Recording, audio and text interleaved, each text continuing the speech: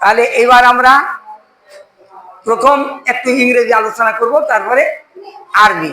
তবে আরবি ভাষার আজ অতিরিক্ত একটা কথা বলবো, সেটা আরবিতে গণনা করা, 1 2 3 4 5 6 7 8 9 10, তাই না? যেমন আমরা গুনি, কারণ আরবি ভাষায়ও তো এরকম গণনা আছে। এটা নতুন একটু বলাবো। যা HOW, হাউ। হাউ মানে কেমন বা কিভাবে, হাউ মানে কেমন বা কিভাবে, WHY, হোয়াই। হোয়াই মানে কেন, হোয়াই মানে কেন, WHY, হোয়াই। হোয়াই মানে কেন, WHEN, হোয়েন।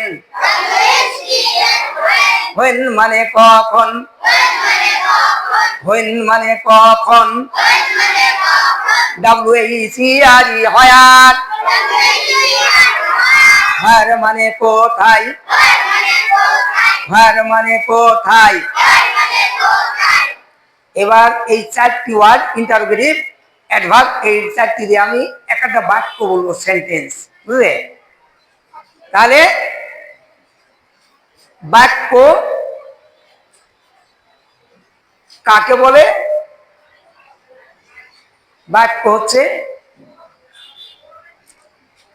এক বা একাধিক, এক বা কি একাধিক ওয়ার্ড, এক বা একাধিক ওয়ার্ড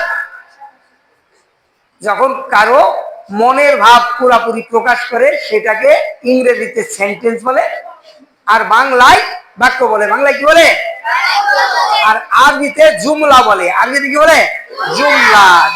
জিম মিম লাম বলতা, জুমলা। তাহলে বাংলায় বাক্য,